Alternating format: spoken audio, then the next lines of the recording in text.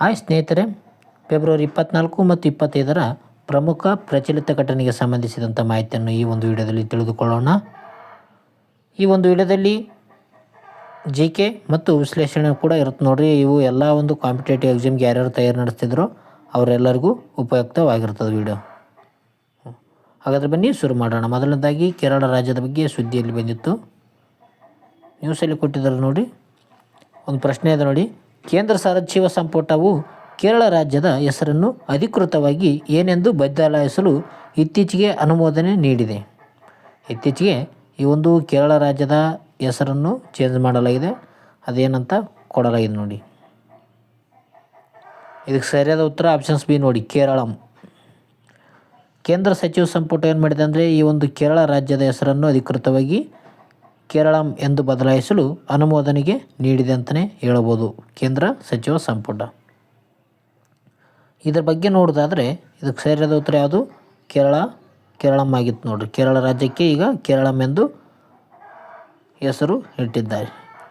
February 24 2026 ಪ್ರಧಾನಿ ಮೋದಿ ನೇತೃತ್ವದ ಕೇಂದ್ರ ಸಚಿವ ಸಂಪುಟವು ಈ ಒಂದು ಬದಲಾವಣೆಗೆ ಒಪ್ಪಿಗೆಗೆ ನೀಡಿದೆ ಅಂತಲೇ ಹೇಳ್ಬೋದು. ಸಂವಿಧಾನದ ಒಂದು ಪ್ರಕ್ರಿಯೆ ಯಾವ ರೀತಿ ಇದೆಪ್ಪ ಅಂತಂದರೆ, ಸಂವಿಧಾನದ 3ನೇ ವಿಧಿಯ ಅಡಿಯಲ್ಲಿ ರಾಷ್ಟ್ರಪತಿಗಳು ಈ ಒಂದು ಮಸೂದೆಯನ್ನು ಕೇರಳ ವಿಧಾನಸಭೆಗೆ ಅಭಿಪ್ರಾಯಕ್ಕಾಗಿ ಕಳೆಯುತ್ತಾರೆ. ಸಂವಿಧಾನದ 3ನೇ ವಿಧಿಯ ಅಡಿಯಲ್ಲಿ ಬರುತ್ತೆ ನೋಡ್ರಿ. ಇದು ಕೇರಳ ರಾಜ್ಯಕ್ಕೆ ಕೇರಳಂ ಎಂದು ನಾಮಕರಣ ಮಾಡಲಾಗುತ್ತದೆ. ಇನ್ನಲ್ಲಿ ನೋಡೋದಾದರೆ ಮಲಯಾಳಂ ಭಾಷೆಯಲ್ಲಿ ರಾಜ್ಯವನ್ನು ಕೇರಳಂ ಎಂದೇ ಕರೆಯಲಾಗುತ್ತದೆ. ನವೆಂಬರ್ 1 1956 ಅಂದು ಭಾಷಾವಾರು ಪ್ರಾಂತ್ಯಗಳ ರಚನೆ ಆಗಿದ್ದರಿಂದಲೂ ಈ ಒಂದು ಬೇಡಿಕೆ ಈ ಒಂದು ಕೇರಳ ರಾಜ್ಯದಲ್ಲಿ ಕಂಡುಬರ್ತದೆ. ಕೇರಳ ರಾಜ್ಯದಲ್ಲಿ 1956 ನವೆಂಬರ್ 1 ಏನಾಗಿದೆ ಅಂದರೆ ಅದು ಕೂಡ ಭಾಷಾವಾರು ಪ್ರಾಂತ್ಯಗಳ ರಚನೆಯಲ್ಲಿ ಕೇರಳ ರಾಜ್ಯಕ್ಕೆ ಕೇರಳಂ ಎಂದು ಹೆಸರಿಡಬೇಕಂತ ಅವಾಗಿನಿಂದಲೂ ಬೇಡಿಕೆ ಇತ್ತು. ಈಗ ಏನಾಗಿದೆಪ್ಪ ಅಂತಂದರೆ ಕೇಂದ್ರ ಸಚಿವ ಸಂಪುಟ ಅದಕ್ಕೆ ಅನುಮೋದನೆಯನ್ನು ನೀಡಿದೆ.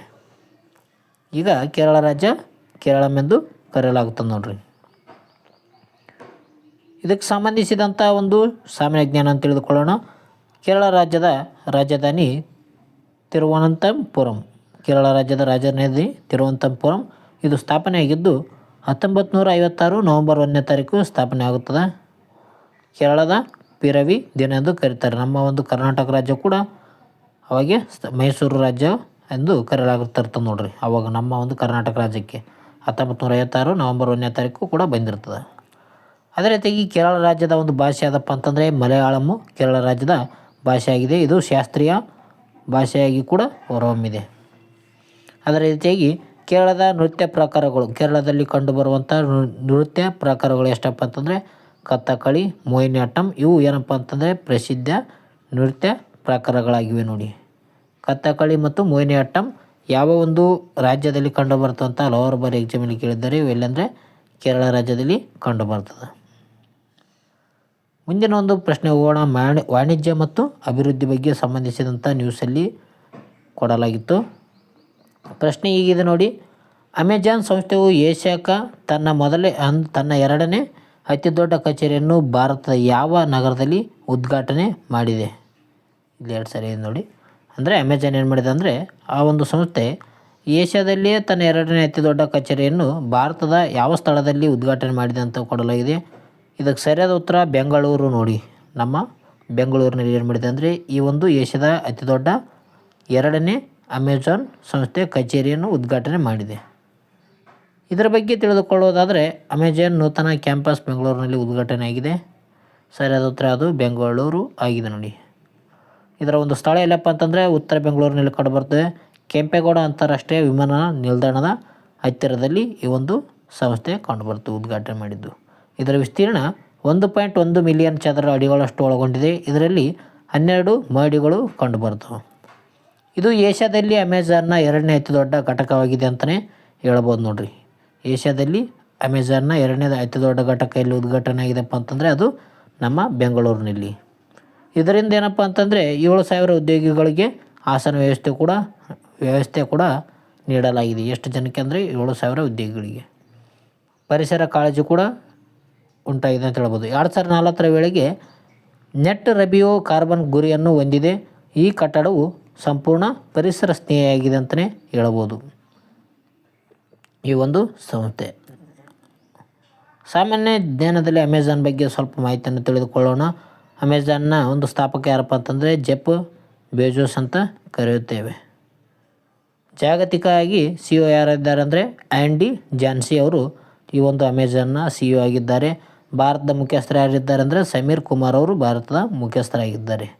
ಇದರ ಮುಖ್ಯ ಒಂದು ಕಚೇರಿಯಲ್ಲಿ ಕಂಡುಬರ್ತದೆ ಅಂದರೆ ಸಿಯಾಟಲ್ನಲ್ಲಿ ಕಂಡುಬರ್ತದೆ, ಅಂದರೆ ವಾಷಿಂಗ್ಟನ್ನ ಸಿಯಾಟಲ್. ವಾಷಿಂಗ್ಟನ್ನಲ್ಲಿ ಕಂಡುಬರ್ತದೆ ಅಂದರೆ USA ದೇಶದಲ್ಲಿ ಕಂಡುಬರ್ತದೆ ನೋಡ್ರಿ. ವಾಷಿಂಗ್ಟನ್ನ ಒಂದು ಸಿಯಾಟಲ್ನಲ್ಲಿ ಈ ಒಂದು ಅಮೆಜಾನ್ನ ಮುಖ್ಯ ಕಚೇರಿ ಕಂಡು ಬರ್ತದೆ. ಮುಂದಿನ ಒಂದು ನ್ಯೂಸ್ಗೆ ಹೋಗೋಣ. ಆರ್ಥಿಕತೆ ಬಗ್ಗೆ ಮಾಹಿತಿ ಇತ್ತು. ರಾಷ್ಟ್ರೀಯ ಅಂಕಿಅಂಶಗಳ ಕಚೇರಿ ಪ್ರಕಾರ 2025-26ನೇ ಸಾಲಿನಲ್ಲಿ ಭಾರತದ ನೈಜ GDP ಬೆಳವಣಿಗೆ ದರ ಎಷ್ಟು ಎಂದು ಅಂದಾಜು ಮಾಡಲಾಗಿದೆ. ಈ ಒಂದು ಭಾರತದ ನೈಜ GDP ಬೆಳವಣಿಗೆ ದರ ಎಷ್ಟು ಎಂದು ಅಂದಾಜಿಸಲಾಗಿದೆ ಅಂತ ಕೊಟ್ಟಿದ್ದಾರೆ ನೋಡ್ರಿ. ಇದಕ್ಕೆ ಸರಿಯಾದ ಉತ್ತರ ಆಪ್ಷನ್ಸ್ ಬಿ ನೋಡಿ, 7.4% ಏನಪ್ಪ ಅಂತಂದರೆ ಈ ಒಂದು 2025-26ನೇ ಸಾಲಿನ ಭಾರತದ ನೈಜ GDP ಬೆಳವಣಿಗೆ ದರ ಆಗಿದೆ ನೋಡಿ, 7.4%. ಇದರ ಬಗ್ಗೆ ತಿಳಿದುಕೊಳ್ಳೋಣ. 2024-25ರಲ್ಲಿ 6.5% ಅಷ್ಟು ಇತ್ತು ಬೆಳವಣಿಗೆ. ಈಗ ಅದು ಎಷ್ಟಂದರೆ 7.4% ಏರಿಕೆಯಾಗಿದೆ ಅಂತಲೇ ಹೇಳಬಹುದು. ಹೋಲಿಕೆ ಮಾಡಿದಾದರೆ ಅಂದರೆ 2024-25ರಲ್ಲಿ 6.5% ಇದ್ದದ್ದು ಈ ವರ್ಷದಲ್ಲಿ 2025-26ರಲ್ಲಿ 7.4%ಕ್ಕೆ ಏರಿಕೆ ಆಗಿದೆ. ವಲಯವಾರು ಬೆಳವಣಿಗೆಯಾಗಿದೆ. ಯಾವ್ಯಾವ ವಲಯದಲ್ಲಿ ಎಷ್ಟೆಷ್ಟಂತ ನೋಡೋಣ. ಸೇವಾ ವಲಯದಲ್ಲಿ 9.9% ಆಗಿದೆ. ಇದು ಅತಿ ಹೆಚ್ಚು ಏರಿಕೆ ಇದೆ ಅಂತಲೇ ಹೇಳ್ಬೋದು, 9% ಸೇವಾ ವಲಯದಲ್ಲಿ. ನಂತರ ಕೈಗಾರಿಕೆ ಬರ್ತದೆ, ಅಲ್ಲಿ 7% ಆಗಿದೆ. ನಂತರ ಕೃಷಿ ವಲಯದಲ್ಲಿ 3.1% ಅಷ್ಟು ಆಗಿದೆ ಅಂತಲೇ ಹೇಳ್ತೀವಿ. ಇಲ್ಲಿ ನಾವು ನೋಡ್ಬೋದು ರೈಟ್ ಸೈಡಲ್ಲಿ ಕೃಷಿ ವಲಯ 3.1%, ಕೈಗಾರಿಕೆ 7% ಮತ್ತು ಸೇವಾ ವಲಯ ಅತಿ ಹೆಚ್ಚು ಒಳಗೊಂಡಿದೆ ನೋಡಿ, 9.9% ಅಷ್ಟು ಬೆಳವಣಿಗೆ ಕಂಡಿದೆ. ಇದರ ಒಟ್ಟು ಮೌಲ್ಯವರ್ಧನೆ ಎಷ್ಟಪ್ಪ ಅಂತಂದರೆ 7.3 ಬೆಳವಣಿಗೆಗೆ ಅಂದಾಜಿಸಲಾಗಿದೆ ಅಂತಲೇ ಹೇಳ್ಬೋದು. ಅದೇ ರೀತಿ ಮುಂದಿನ ಒಂದು ನ್ಯೂಸ್ ನೋಡೋಣ. ಮುಂದಿನ ಒಂದು ನ್ಯೂಸ್, ಆರ್ಥಿಕ ವ್ಯವಹಾರಗಳ ಸಚಿವ ಸಂಪುಟ ಸಮಿತಿಯು ಇತ್ತೀಚೆಗೆ ಒಟ್ಟು 6,456 ಕೋಟಿ ವೆಚ್ಚದ ಎಷ್ಟು ರೈಲ್ವೆ ಯೋಜನೆಗಳಿಗೆ ಅನುಮೋದನೆಯನ್ನು ನೀಡಿದೆ. ರೈಲ್ವೆ ಯೋಜನೆಗಳಿಗೆ ಸಂಬಂಧಿಸಿದಂಥ ಒಂದು ಇತ್ತೀಚೆಗೆ ಏನು ಮಾಡಿದೆ ಅಂದರೆ 6,456 ಕೋಟಿ ರೂಪಾಯಿ ವೆಚ್ಚದಲ್ಲಿ ಯೋಜನೆಗೆ ಅನುಮೋದನೆ ನೀಡಿದೆ. ಎಷ್ಟು ರೈಲ್ವೆ ಯೋಜನೆಗಳಿಗೆ ಅನುಮೋದನೆ ನೀಡಿದೆ ಅಂತ ಪ್ರಶ್ನೆ ಕೇಳಲಾಗಿದೆ. ಇದಕ್ಕೆ ಸರಿಯಾದ ಉತ್ತರ ಆಪ್ಷನ್ಸ್ ಬಿ ನೋಡಿ, 3 ರೈಲ್ವೆ ಯೋಜನೆಗಳಿಗೆ ಅನುಮೋದನೆಯನ್ನು ನೀಡಲಾಗಿದೆ. ರೈಲ್ವೆ ಯೋಜನೆಗಳ ವಿವರ ನೋಡೋಣ. ಇದರಲ್ಲಿ ಎಷ್ಟಪ್ಪ ಅಂತಂದರೆ 3 ಯೋಜನೆಗಳಿಗೆ ಅನುಮೋದನೆ ನೀಡಲಾಗಿದೆ. ಇವು ಯಾವ್ಯಾವ ರಾಜ್ಯದಲ್ಲಿ ಅಂತ ನೋಡೋದಾದರೆ ಒಡಿಶಾ, ಜಾರ್ಖಂಡ್, ಪಶ್ಚಿಮ ಬಂಗಾಳ ಮತ್ತು ಛತ್ತೀಸ್ಗಢ, ಇವು 4 ರಾಜ್ಯಗಳಲ್ಲಿ ಈ ಒಂದು ರೈಲ್ವೆ ಯೋಜನೆಗಳಿಗೆ ಅನುಮೋದನೆಯನ್ನು ನೀಡಲಾಗಿದೆ. 3 ರೈಲ್ವೆ ಯೋಜನೆಗಳಿಗೆ. ಇದರಿಂದ ಉದ್ದೇಶ ಏನಪ್ಪ ಅಂತಂದರೆ ಸರಕು ಸಾಗಾಣಿಕೆ ಸಾಮರ್ಥ್ಯವನ್ನು 45 MTPA ಹೆಚ್ಚಿಸುವುದು ಇದರ ಒಂದು ಗುರಿಯಾಗಿದೆ ಅಂತಲೇ ಹೇಳ್ಬೋದು. ಜಾರ್ಖಂಡ್, ವೆಸ್ಟ್ ಬೆಂಗಾಲ್, ಅದೇ ರೀತಿಗೆ ಛತ್ತೀಸ್ಗಢ ಮತ್ತು ಜಾರ್ಖಂಡ್ ಅಂತ ಹೇಳ್ತೀವಿ. ಇದರಿಂದ ಯೋಜನೆ ಏನಪ್ಪ ಅಂತಂದರೆ ಇದು PM ಗತಿಶಕ್ತಿ ಅಡಿಯಲ್ಲಿ ಬಹುಮಾದರಿಯ ಸಂಪರ್ಕಕ್ಕಾಗಿ ಕೈಗೊಂಡ ಯೋಜನೆ ಆಗಿದೆ ಅಂತಲೇ ಹೇಳಬಹುದು. ಇದರಿಂದ ಲಾಭ ಏನಪ್ಪ ಅಂತಂದರೆ ತೈಲ ಆಮದು ಕಡಿತ ಮತ್ತು CO2 ಹೊರಸೂಸುವಿಕೆಯನ್ನು ಕಡಿಮೆ ಮಾಡುವುದು ಆಗಿದೆ ನೋಡಿ. ಇದರಿಂದ ಏನಪ್ಪ ಅಂತಂದರೆ ತೈಲ ಆಮದ ಕಡಿತ ಕೂಡ ಆಗುತ್ತೆ, ಜೊತೆಗೆ ಕಾರ್ಬನ್ ಏನಿದೆ CO2 ಕೂಡ ಹೊರಸೂಸುವಿಕೆಯನ್ನು ಕೂಡ ಕಡಿಮೆ ಮಾಡಬಹುದಾಗಿದೆ. ಇದು ರೈಲ್ವೆ ಯೋಜನೆಗೆ ಸಂಬಂಧಿಸಿದಂಥ ಮಾಹಿತಿಯನ್ನು ನ್ಯೂಸಲ್ಲಿ ಕೊಡಲಾಗಿತ್ತು ನೋಡಿರಿ. ಅದೇ ರೀತಿಗೆ ಆಂತರಿಕ ಭದ್ರತೆ ಮತ್ತು ಕಾನೂನು ಬಗ್ಗೆ ನ್ಯೂಸಲ್ಲಿ ಕೊಟ್ಟಿದ್ದಾರೆ, ಇದರ ಬಗ್ಗೆ ಕೂಡ ತಿಳಿದುಕೊಳ್ಳೋಣ. ಕಾನೂನು ಬಾಹಿರ ಚಟುವಟಿಕೆಗಳ ಒಂದು ಕಾಯ್ದೆ ಇದೆ. 1967ರ ಅಡಿಯಲ್ಲಿ ಯಾವ ಸಂಘಟನೆಯನ್ನು ಸೆಪ್ಟೆಂಬರ್ 2022ರಲ್ಲಿ ನಿಷೇಧಿಸಲಾಯಿತು ಅಂತ ಕೇಳಿದ್ದಾರೆ.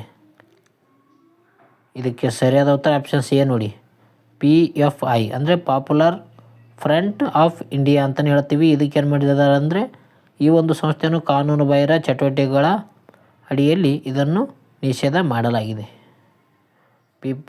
Popular front of India.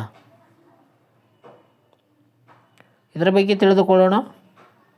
ನಿಷೇಧ 5 ವರ್ಷಗಳ ಕಾಲ ಈ ಒಂದು PFI ಮತ್ತು ಅದರ ಅಂಗಸಂಸ್ಥೆಗಳನ್ನು ಕಾನೂನುಬಾಹಿರ ಸಂಘ ಎಂದು ಘೋಷಿಸಲಾಗಿದೆ. ಎಷ್ಟು ವರ್ಷಗಳವರೆಗೆ? 5 ವರ್ಷಗಳವರೆಗೆ. ಕಾರಣ ಏನಪ್ಪ ಅಂತಂದರೆ ದೇಶದ ಆಂತರಿಕ ಭದ್ರತೆಗೆ ಧಕ್ಕೆ, ಭಯೋತ್ಪಾದಕ ಗುಂಪುಗಳೊಂದಿಗೆ ಸಂಪರ್ಕ ಹೊಂದಿದೆ, ಜೊತೆಗೆ ಹವಾಲ ಹಣ ವರ್ಗಾವಣೆ ಮಾಡುತ್ತದೆ ಅಂತ ಈ ಒಂದು ಕಾರಣಗಳು ಹೇಳಿಗೆಸಿಂದ ಈ ಒಂದು ಸಂಸ್ಥೆಯನ್ನು ಕಾನೂನು ಬಾಹಿರ ಸಂಘ ಎಂದು ಘೋಷಣೆ ಮಾಡಿಗೆಸಿಂದ ನಿಷೇಧಿಸಲಾಗಿದೆ ನೋಡ್ರಿ. ಯಾವ ಒಂದು ಕಾಯ್ದೆ ಅಂತ ನೋಡೋದಂದರೆ UPA 1967ರ ಒಂದು ಕಾಯ್ದೆ. ಇದು ಏನು ಕಾಯ್ದೆ ಏನು ಹೇಳುತ್ತಪ್ಪ ಅಂತಂದ್ರೆ ಇದು ಒಂದು ಭಯೋತ್ಪಾದನೆ ವಿರೋಧಿ ಕಾನೂನು ಎಂದು ಕರೆಯಲಾಗುತ್ತದೆ ನೋಡ್ರಿ. ಎಂದು UPA 1967 ಕಾಯ್ದೆಯನ್ನು ಭಯೋತ್ಪಾದನಾ ವಿರೋಧಿ ಕಾನೂನು ಎಂದು ಕರೆಯಲಾಗುತ್ತದೆ. ಇದು ಕೇಂದ್ರ ಸರ್ಕಾರಕ್ಕೆ ಸಂಘಟನೆಗಳನ್ನು ನಿಷೇಧಿಸುವ ಅಧಿಕಾರವನ್ನು ನೀಡುತ್ತದೆ. ಓಕೆ, ಇದೇನು ಮಾಡ್ತಂದರೆ ಕೇಂದ್ರ ಸರ್ಕಾರಕ್ಕೆ ಸಂಘಟನೆಗಳನ್ನು ನಿಷೇಧ ಮಾಡುವಂಥ ಅಧಿಕಾರವನ್ನು ನೀಡುತ್ತದೆ. ಅದರ ಮೂಲಕ ಏನಪ್ಪ ಅಂತಂದರೆ ಈ ಒಂದು ಸಂಘಟನೆಗಳನ್ನು ನಿಷೇಧವನ್ನು ಕೇಂದ್ರ ಸರ್ಕಾರ ಮಾಡಬಹುದು ಈ ಒಂದು ಕಾಯ್ದೆಯ ಮೂಲಕ.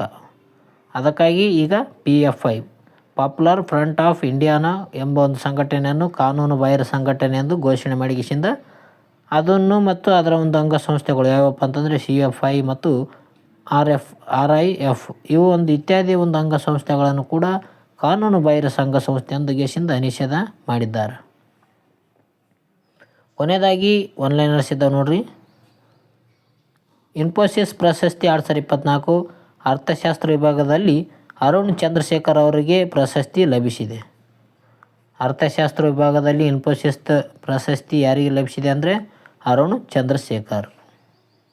ನಂತರ ಬರುತ್ತೆ ನೋಡ್ರಿ, ಆರೋಗ್ಯ ಗರ್ಭಕಂಠದ ಕ್ಯಾನ್ಸರ್ ತಡೆಗಟ್ಟಲು 9 ರಿಂದ 14 ವರ್ಷದ ಬಾಲಕಿಯರಿಗೆ HPV ಲಸಿಕೆಯನ್ನು ಶಿಫಾರಸು ಮಾಡಲಾಗಿದೆ. ಯಾವುದಪ್ಪ ಅಂತಂದರೆ NTAGI ಈ ಒಂದು ಸಂಸ್ಥೆ ಮಾಡಿದಂದರೆ ಶಿಫಾರಸು ಮಾಡಿದೆ. ಯಾರಿಗೆ ಅಂದರೆ ಗರ್ಭಕಂಠ ಕ್ಯಾನ್ಸರ್ಗೆ 9 ರಿಂದ 14 ವರ್ಷದ ಮಕ್ಕಳಿಗಾಗಿ, ಬಾಲಕಿಯರಿಗೆ. ಅದೇ ರೀತಿಯಾಗಿ ಹಣದುಬ್ಬರ 2025-26ರಲ್ಲಿ ಕೃಷಿ ವಲಯದ ಬೆಳವಣಿಗೆ 3.1% ಇಳಿಯುವ ಅಂದಾಜು ಮಾಡಲಾಗಿದೆ. 3.1% ನೋಡ್ರಿ. ಕೊನೆಯದಾಗಿ ವಿಜ್ಞಾನ ಇನ್ಫೋಸಿಸ್ ಪ್ರಶಸ್ತಿ. ವಿಜ್ಞಾನದಲ್ಲಿ ಇನ್ಫೋಸಿಸ್ ಪ್ರಶಸ್ತಿಯನ್ನು ಪಡೆದುಕೊಂಡ ವ್ಯಕ್ತಿ ಯಾರಪ್ಪ ಅಂತಂದರೆ ಶ್ಯಾಮ್ ಗೋಲ್ಕೋಟ್ ಅವರಿಗೆ ನೀಡಲಾಗಿದೆ ನೋಡಿ.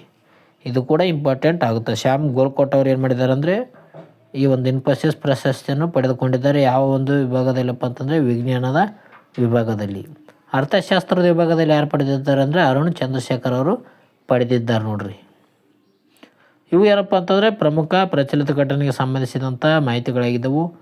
ಇಲ್ಲಿವರೆಗೂ ವಿಡಿಯೋ ನೋಡಿದ್ದಕ್ಕಾಗಿ ಎಲ್ಲರಿಗೂ ಧನ್ಯವಾದಗಳು ಸ್ನೇಹಿತರೆ. ಈ ಒಂದು ವಿಡಿಯೋ ಇಷ್ಟ ಆಯಿತು ಅಂದರೆ ಲೈಕ್ ಮಾಡಿ, ಶೇರ್ ಮಾಡಿ, ಸಬ್ಸ್ಕ್ರೈಬ್ ಮಾಡಿ. ಅದೇ ರೀತಿಯಾಗಿ ನಿಮ್ಮ ಸ್ನೇಹಿತರು ಕೂಡ ಶೇರ್ ಮಾಡಿ. ಓಕೆ, ಇದೇ ರೀತಿಯಾಗಿ ವಿಡಿಯೋಗಳಿಗಾಗಿ ನಮ್ಮ ಚಾನಲ್ಗೆ ಸಬ್ಸ್ಕ್ರೈಬ್ ಸ್ನೇಹಿತರೆ. ನಿಮ್ಮ ಅನಿಸಿಕೆಯನ್ನು ಕಮೆಂಟ್ ಮೂಲಕ ತಿಳಿಸಿ. ಓಕೆ, ವಿಡಿಯೋ ಚೆನ್ನಾಗಿದ್ದರೆ ಸೂಪರ್ ಅಂತ ಕಮೆಂಟ್ ಹಾಕಿ. ಇನ್ನು ಮುಂದಿನ ವಿಡಿಯೋದಲ್ಲಿ ಹೆಚ್ಚಿನ ಮಾಹಿತಿಯನ್ನು ತರೋಣ. ಓಕೆ ಸ್ನೇಹಿತರೆ, ಮುಂದಿನ ವಿಡಿಯೋದಲ್ಲಿ ಸಿಗೋಣ. ಟೇಕ್ ಕೇರ್, ಬಾಯ್.